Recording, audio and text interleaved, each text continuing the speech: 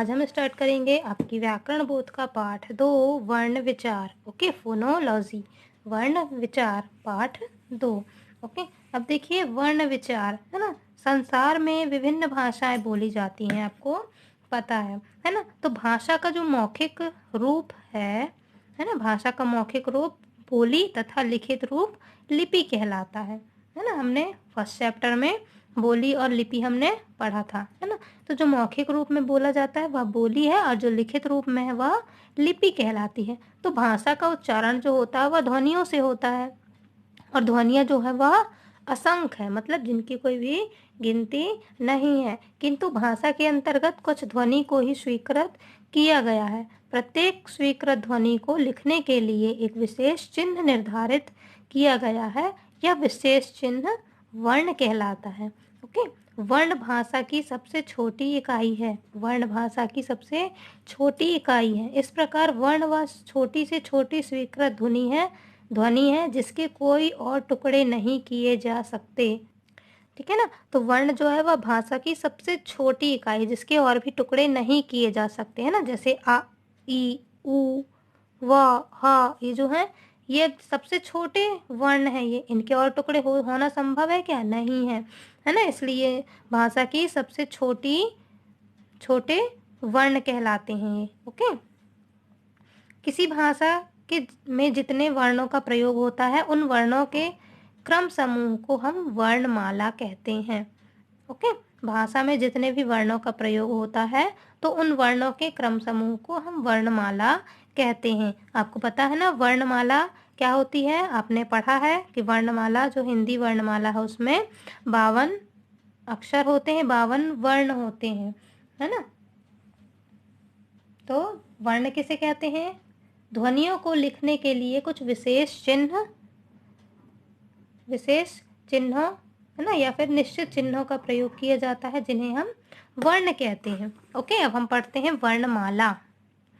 हिंदी वर्णमाला में कुल 52 वर्ण जिनमें से 11 स्वर, 33 व्यंजन और 3 अयोगवा या अनुनासिक और 2 विशेष वर्ण, 3 आगत वर्ण हैं। देखिए इन 52 वर्णों को इतने सारे अलग अलग भागों में विभाजित किया गया है इनको, है ना। 11 स्वर हैं, 33 व्यंजन, 3 अयोगवा अनुनासिक। अयोगवा मीन्स योग ना रहने पर भी जो साथ रहे। ओके, विशेष वर्ण कितने हैं? 2, 3 आगत वर्ण हैं।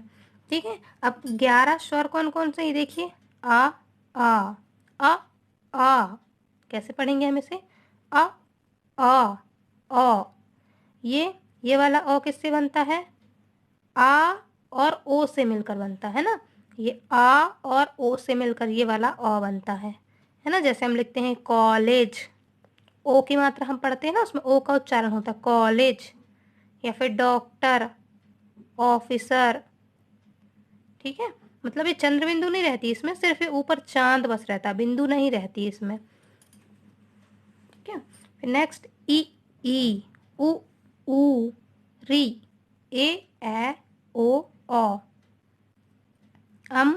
फिर ये देखिए चंद्र बिंदु आहा। ठीक है, तो 11 स्वर कौन कौन से? इसे हम नहीं गिनेंगे अभी, ठीक है ना। ये क्या है? आगत वर्ण है।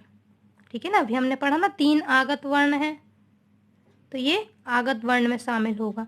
स्वर कौन कौन से हुए? आ ई उ ऊ री ए ओ औ। ये 11 स्वर हैं। उसके बाद आहा और ये चंद्र बिंदु वाला जो है ये क्या है? अयोगवा और अनुनासिक। ठीक है, नेक्स्ट उसके बाद है व्यंजन। ठीक है ना, का खा ग घ इंगा, च छ ज झ इया, ट ठ ड ढ अढ़, ता थ द ध न, पा फा बा भ म, या र ल व, श श ह। ओके, अब इसमें 2 विशेष वर्ण कौन कौन से हैं? 2 विशेष वर्ण भी आए हैं ना, तो ड और ढ। ठीक है ना, ये वाले ये ड और ये ढ, ये क्या है? विशेष वर्ण है। अब अन्य आगत वर्ण, इन वर्णों के अतिरिक्त और, जो अभी हमने पढ़ा ये वाला ओ, तो ये क्या है का प्रयोग अंग्रेजी शब्दों को अपना लेने के कारण इनका प्रचलन हुआ है ना, ये प्रचलन में आए हैं। या आ और ओ के मध्य की ध्वनि को निकालता है ना, जैसे डॉ, डॉ, आ और ओ दोनों का उच्चारण आता है, इसमें ध्वनि निकलती है। डॉक्टर, कॉलेज, ऑफिसर आदि। नेक्स्ट देखिए, अरबी फारसी के प्रभाव के कारण ज़, फ आदि वर्णों का भी प्रयोग हिंदी भाषा में किया जाता है। कुछ शब्दों,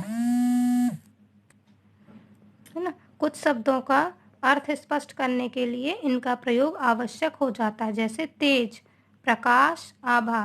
तेज मतलब हम इसे तेज, थोड़ा सा हम इसे जोर से मतलब बल से बोलते हैं ना, तेज, थोड़ी ऐसे अंदर से जीभ हमारी थोड़ी क्या थोड़ा सा वाइब्रेट होती है ना, तेज, गति से संबंधित। इनका प्रयोग धीरे धीरे कम होता जा रहा है। ये जो नीचे ये बिंदु लगता है ना, नुक्ता बिंदु, ये यही है क्या, अरबी फारसी भाषा का प्रभाव के वजह से इनको ये प्रचलन में लाया गया है। ओके स्टूडेंट्स, तो आप तब तक के लिए इतना ही, ये जो वर्णमाला जो हमने पढ़ी, और वर्णमाला में स्वर, व्यंजन, विशेष वर्ण, आगत वर्ण, अनुनासिक, अयोगवा जो हमने पढ़ा, ये आप इसे एक बार अच्छे से फिर से रिवाइज करिएगा। Okay students, okay, bye bye, have a good day.